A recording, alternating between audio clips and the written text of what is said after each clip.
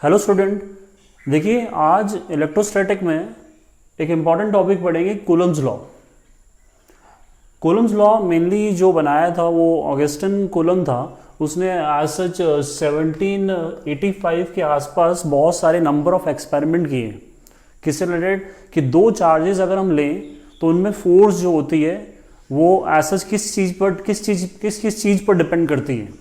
तो यहाँ पर हम लोग कूलम्स लॉ में इलेक्ट्रोस्टैटिक फोर्स के बारे में पढ़ेंगे, जो कि ऐसा अट्रैक्टिव और रिपल्सिव कुछ भी हो सकती है। तो वो किस पर डिपेंड करेगी उसको चेक करेंगे। बट कूलम्स लॉ में एक चीज़ ध्यान रखना कि this law is valid for the stationary point charges.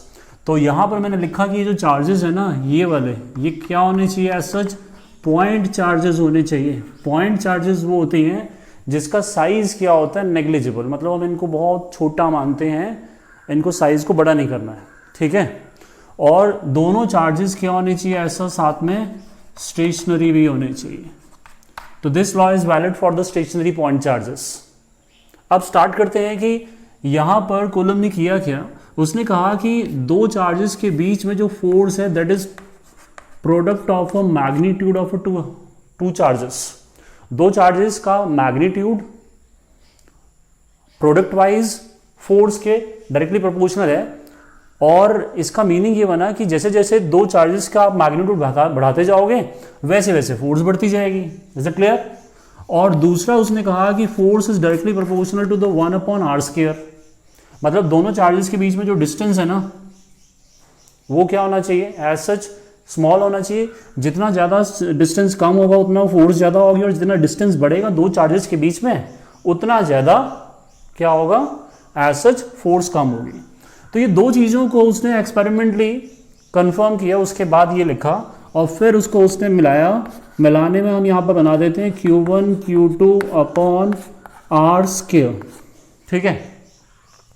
फिर आप जान रहे हैं यहाँ प्रोपोर्शनल आ गया, तो प्रोपोर्शनल को उसने यहाँ पर लगाया एज अ कांस्टेंट के Q1 Q2/r²। क्लियर हुआ बच्चे? तो ये आ गया हमारा फॉर्मूला। अगर आप ध्यान से देखो तो this is as such matching with the Newton's law of gravitation G/m/r²। Same है, दो मासेस के बीच में जो फोर्स है वो न्यूटन्स लॉ ऑफ ग्रेविटेशन में पढ़ते हैं। और यहाँ पर कूलम्स लॉ में हम लोग दो चार्जेस के बीच में फोर्स पढ़ रहे हैं। एज सच डिस्टेंस स्क्वायर यहाँ भी है, यहाँ भी है। यहाँ ग्रेविटेशन कांस्टेंट है, यहाँ पर k कांस्टेंट है। और ये जो k कांस्टेंट है यहाँ पर हम कह सकते हैं where k is what? k constant है और कांस्टेंट को हम कूलम्स कांस्टेंट कहेंगे। इसको हम लोग कहेंगे एज सच कूलम्स कांस्टेंट या फिर इलेक्ट्रोस्टैटिक कांस्टेंट। समझ आया? कूलम्स कांस्टेंट और इलेक्ट्रोस्टैटिक कांस्टेंट यहाँ पर हमने लिया। अब ये जो के लिखा ना ये बहुत इंपॉर्टेंट है, ये टॉपिक में आगे इसी को हम लोग बढ़ाते जाएंगे। अच्छा देखिए, अब यहाँ पर जो कूलम्स कांस्टेंट है and this will depend upon and is depend, ये जो डिपेंड करता है वो दो चीज़ों पे करेगा। क्या के की बात जो कर रहा हूँ, ये पहला तो डिपेंड करेगा as such nature of medium. Nature of medium का मतलब दो चार्जेस को आपने किस मीडियम में रखा हुआ है, ठीक है ना। मीडियम का मतलब जैसे एयर हो गया, वाटर हो गया, कोई लिक्विड हो गया, या कोई भी ऐसी चीज़ जिसमें दो चार्जेस को आपने रखकर चेक किया है कि उसमें फोर्स कितनी लग रही है। दरअसल कूलम ने कहा कि दो चार्जेस को अगर हम अलग अलग मीडियम में रखते हैं, एयर, वाटर, लिक्विड और समथिंग एल्स, तो हर बार दोनों चार्जेस के बीच में फोर्स में वेरिएशन आता है। तो उस वेरिएशन को समझने के लिए एक कांस्टेंट बनाया के। क्लियर? तो ये पहला नेचर ऑफ मीडियम पर डिपेंड करेगा, ये जो कांस्टेंट लिखा। और दूसरा हम यहाँ पर बोलेंगे it will depend upon the system of unit. System of unit पे डिपेंड करता है। समझ आया बच्चों? तो सिस्टम ऑफ यूनिट पे ये डिपेंड करेगा। अब यहाँ पर इन दोनों के बिहाफ में कहानी को आगे बढ़ाते हैं। तो हमारे पास ये जो फॉर्मूला है ना, ये के, ये वाला, इसको हम लोग यहाँ पर वन इक्वेशन दे देते हैं। तो इसको पहले चेक करेंगे कहाँ पर? In free space. Free space as such ये एयर को बोल रहे हैं या वैक्यूम को बोलेंगे। क्लियर? एयर और वैक्यूम को। अब फ्री स्पेस में क्या हो गया? मीडियम हो गया। और अगर सिस्टम ऑफ यूनिट में बात करें तो यहाँ बोलेंगे पहले इन SI, पहले इसको SI में चेक कर लेते हैं, ठीक है। तो SI में ये वाले फॉर्मूले में हम जाएं तो ये जो के लिखा ना आपने स्मॉल के है, ये कैपिटल नहीं है। तो दिस के इज वॉट, इसको उसने कहा कि this is equal to the 1/4πε0, ठीक। 1/4πε0 इस के को कहा गया। ये जो एप्सिलॉन नॉट लिखा है ना, इसको यहां समझाते हैं कि एप्सिलॉन नॉट क्या होता है। This is a absolute electrical permittivity, absolute electric permittivity of free space. Of free space का मतलब एयर को कह रहे हैं, ठीक है ना। अब ये जो हमने लिखा है ना एप्सिलॉन नॉट, ये जो चीज़ें लिखी हैं दरअसल ये मीडियम को रिप्रेजेंट कर रही हैं। अब यहाँ पर फ्री स्पेस में एप्सिलॉन नॉट का मतलब दिस विल रिप्रेजेंट एयर, और इसकी जो वैल्यू उन्होंने एक्सपेरिमेंटली बताई हुई है 9 × 10⁹ दिस इज अ के, ये वैल्यू आपने याद कर लेनी है। और इसकी यूनिट अगर देखें तो हमारे पास, अगर इसकी यूनिट यहाँ से चेक करें तो यूनिट आ जाती है इसकी न्यूटन मीटर स्क्वायर पर कूलम स्क्वायर, के की, ठीक है, कूलम्स कांस्टेंट की, और ये उसकी वैल्यू, और ये इसकी इक्वल होता है। अब इस वैल्यू को अगर यहाँ पर सब्स्टिट्यूट करें, पर उससे पहले ये जो एप्सिलॉन नॉट है ना, इसको इन्होंने वैल्यू दी हुई है इसकी 8.85 × 10⁻⁻12, किसकी, ये जो हमने यहाँ पर निकाला, ठीक।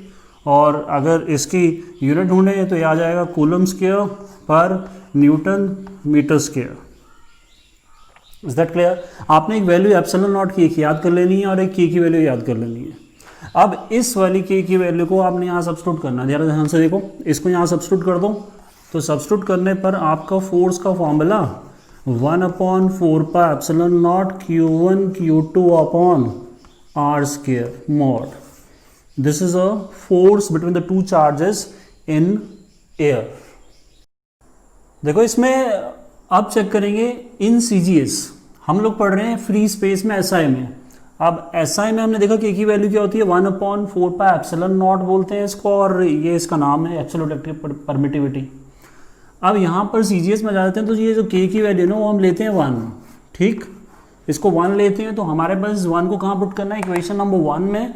तो यहाँ पर फॉर्मूला जो आएगा वो 1 रखने पे आ जाएगा Q1 Q2/r²। तो ये आपने फॉर्मूला यूज कर लेना है when the units are in CGS, clear.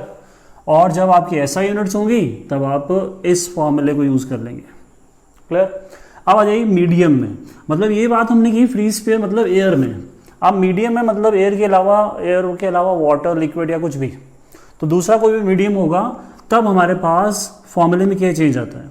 तो याद रखना है कि ये जो फॉर्मूला है ना ये वाला, इसमें चेंज आता है क्या, कि इसको हम लोग फॉर्मूला लिख लेते हैं 1F = 1/4πε, ये वाला एप्सिलॉन नॉट की जगह, 0 की जगह जो लिखा है सिर्फ ये लिखना है, ठीक, E। तो Q1 Q2/r² विद मॉड। तो ये जो फॉर्मूला है ये मीडियम, इसको मैं FM नाम दे रहा हूँ, क्लियर। और ये जो मैंने ये लिखा ना, अगेन एप्सिलॉन जो लिखा उसको हम लोग बोलते हैं as such permittivity, permittivity in medium, ठीक है ना। जैसे ही लिखा ना परमिटिविटी ऑफ फ्री स्पेस, तो ये परमिटिविटी ऑफ ये मीडियम आ गया, फ्री स्पेस मतलब एयर, उसके अलावा कोई और। अब इसको हमने आगे जब चेक किया तो ये जो है ना ये इक्वेशन, ये वाला ध्यान से देखो, ये इक्वेशन नंबर 2 है और ये इक्वेशन नंबर 3 है, ठीक। तो आपने ना सेकेंड को 3 से डिवाइड कर दो भाई, डिवाइड कहा मैंने। तो जब आप इन दोनों को डिवाइड करोगे तो आपके पास आएगा F/FM is equal to ε/ε0 is equal to εr is equal to capital K। ये कैपिटल K लिखा हुआ है मैंने, कैपिटल K, ओके। अब ये आप देख लो कि कैसे होगा, इन दोनों को डिवाइड करेंगे तो ये कट जाएगा, ये कट जाएगा, ये ऐसे वैल्यूज कट जाएंगी, ओके। तो आपके पास ये बचेगा। अब आप देखिए कि इसमें मैंने किया क्या, मैंने ये जो किया ना, इसमें ये जो है इसको क्या बोलते हैं, इसको रिलेटिव परमिटिविटी बोलते हैं, relative permittivity of a medium.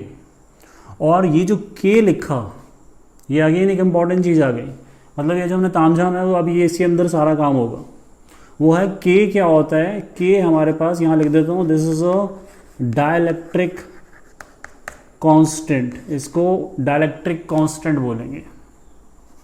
Dielectric constant हम इसका नाम देते हैं, किसका, इस के का। ठीक, अच्छा ये जो डाइलेक्ट्रिक कांस्टेंट है ये बाद में समझाता हूँ। इसमें हमारे पास क्या है कि अगर आप इससे देखें इस वाली कहानी से, तो एप्सिलॉन इज इक्वल टू के एप्सिलॉन नॉट आ जाएगा, मतलब ये वाली यहाँ चली गई।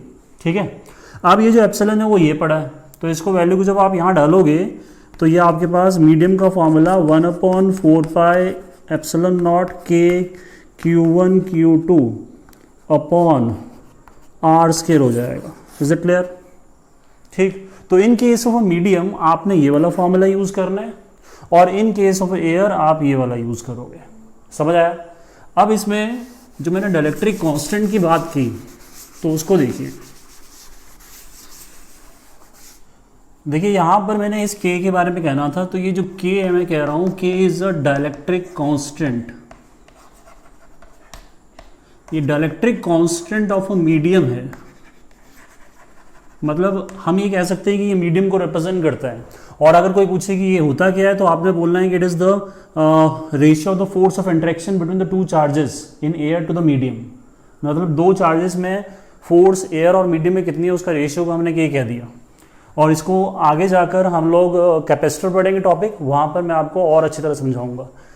अब इसमें ये डाइलेक्ट्रिक कांस्टेंट में एक ध्यान देना कि इसमें क्या है, इनकी वैल्यूज होती है। जैसे हमारे पास है ना एयर के लिए के की वैल्यू, मतलब इस डाइलेक्ट्रिक कांस्टेंट की वैल्यू हम अप्रॉक्सीमेटली 1 लेते हैं, और इन केस ऑफ वाटर इसको हम 80 लेते हैं, and in case of metal dielectric constant होता है इनफाइनाइट।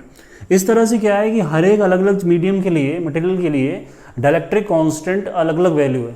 तो आपने क्या करना है, उसकी के की वैल्यू को आप इस फॉर्मूले में यूज कर लेना, उसके अकॉर्डिंगली आंसर आते जाएंगे। समझ आ गया? देखो इसमें जो अभी हमने कूलम्स लॉ पढ़ा, उसमें मैंने कहा कि अगर हमारे पास मीडियम चेंज होगा तो force between the two charges में फ़र्क पड़ता है। ठीक, उसके लिए एक छोटा सा न्यूमेरिकल देखो कि हमारे पास जैसे यहाँ पर दो चार्जेस हैं Q1 Q2, दोनों की वैल्यू 1 कूलम है, और ये कहाँ पर रखा है आपने, इन एयर, और उसमें आपको force F is equal to 9 × 10⁹ newton given है, ये दिया हुआ है। ठीक है, अब आपको बोला है कि how much force it will experienced when emerge in a water. मतलब इन सारी कहानी को अगर आपने क्या किया, आपने इसको पानी में डाल दिया भाई, ठीक है ना, या आपने कहाँ डाल दिया, पानी में डाल दिए, तो दो चार्जेस के बीच में फोर्स में फर्क पड़ेगा, वही अभी हमने पढ़ा। ठीक, तो वो कितना होगा, तो इसके लिए आपने करना क्या है कि आप लोग जानते हैं कि dielectric constant F is equal to the क्या था, force in air to the medium. ठीक है, अब आप इसमें जानते हैं कि आपको पूछा है कि फोर्स कितना एक्सपीरियंस करेगा, मतलब यहाँ FM आपको निकालना है। समझ आया? तो FM जब इससे निकालोगे तो आएगा F अपॉन क्या, K आएगा। क्लियर? और अभी मैंने कहा कि डाइलेक्ट्रिक कांस्टेंट हमें कुछ याद होते हैं और कुछ गिवन होते हैं। तो यहाँ पर फोर्स इन एयर कितना है, 9 × 10⁹ समझ आया बच्चों? और dielectric constant in case of water अभी टेबल में बताया इज व्हाट, 80। इनको डिवाइड करिए, तो डिवाइड करने पर it will come out to be 1.25 × 10⁸ newton. ये आया पानी के अंदर दो चार्जेस के बीच में फोर्स ये रही, और हवा में ये रही। चेक कर लो, तो आपने देखा कि इन एयर फोर्स बहुत ज़्यादा होती है और इन वाटर फोर्स बहुत कम हो जाती है। समझ आया बच्चों? देखिए अब इसमें देखते हैं कूलम्स लॉ का वेक्टर फॉर्म, क्योंकि आप जानते हैं कि जो हमने कूलम में पढ़ा वो फोर्स पढ़ा, और फोर्स क्या एक वेक्टर क्वांटिटी है, तो उसका ऑब्वियसली वेक्टर रिप्रेजेंटेशन भी होगा और उससे कुछ नॉलेज भी आएगी। वो देखिए क्या है कि हमारे पास वेक्टर फॉर्म में मैंने यहाँ पर डायग्राम बना दिया है कि ये दो चार्जेस हैं Q1 Q2 पॉइंट चार्जेस, और ये इस पर फोर्स लगा रहा है F12, ये इस पर फोर्स लगा रहा है F21। पॉजिटिव होंगे तो रिपल्शन होगा। और ये जो है ना R12 और R21 कैप लगाया है, तो these two are the unit vectors. मैंने यहाँ लिखा है force on Q1 due to Q2 is F12, force on 2 due to Q1 is F21।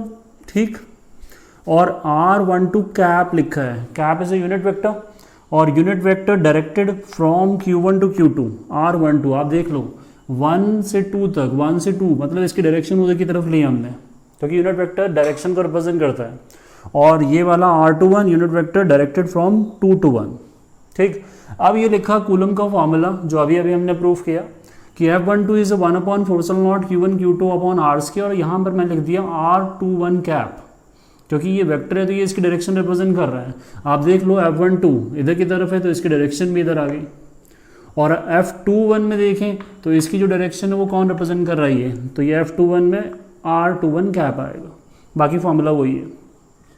अब इसमें क्या होता है कि आप लोग जानते हैं कि यूनिट वेक्टर है, कैप जो है ये यूनिट वेक्टर है, तो इन दोनों की डायरेक्शन क्या है, उल्टा है, तो दोनों बराबर हैं क्योंकि दोनों का मैग्नीट्यूड क्या है Q1 से Q2 तक बराबर है, बट डायरेक्शन उल्टा है इसलिए हमने माइनस लिया। अब इस वैल्यू को उठा के आप यहाँ डाल दो भाई, ठीक है, इसको आपने यहाँ सब्स्टिट्यूट कर दिया, सॉरी यहाँ नहीं किया, इसमें सब्स्टिट्यूट किया। ये इसको आप अगर किसी को भी सब्स्टिट्यूट कर लो, जैसे आपने इसको यहाँ पर सब्स्टिट्यूट किया तो ये क्या आ जाएगा R12, तो ये बन जाएगा आपके पास R12 बन जाएगा। ठीक है, क्लियर हुआ। अब जब आपके पास ये वैल्यू को अगर ध्यान से देखो ना और इसको देखो F21 और ये F12 है, तो ये सारी कहानी यहाँ पर है, बस माइनस साइन नहीं है, तो इसको यहाँ पर आप सब्स्टिट्यूट कर दो। तो जब आप सब्स्टिट्यूट करोगे तो F12 vector is equal to minus of F21 vector आ गया। ये हमारा वेक्टर फॉर्म का एज सच एक छोटा सा कॉन्सेप्ट वो ये बना कि हमारे पास जब दो चार्जेस के बीच में फोर्स लगेगी तो यहाँ पर न्यूटन्स थर्ड लॉ वैलिड होगा, क्योंकि यहाँ पर आप देखिए कि जितना ये इस पे फोर्स लगा रहा है उतना ये फोर्स इस पे लगा रहा है, बट माइनस का मतलब क्या, दोनों की डायरेक्शन उल्टा है। तो to every action there is equal and opposite reaction, hence Coulomb's law obey Newton's third law. इतना समझ आ गया। अच्छा, इसमें ये ध्यान रखना है कि जब आप न्यूमेरिकल करोगे तो यहाँ पर चार्ज में मैग्नीट्यूड लेके चलेंगे, मतलब यहाँ पर हम कूलम के फॉर्मूले में चार्ज के साइन को कंसिडर नहीं करोगे। क्लियर हुआ। देखिए आज के टॉपिक में इतना ही, नेक्स्ट क्लास में हम कूलम्स को और समझेंगे न्यूमेरिकली। तब तक आप इसको घर पे पढ़ते रहिए और एंजॉय करते रहिए और वीडियो को लाइक एंड सब्सक्राइब करते रहिए।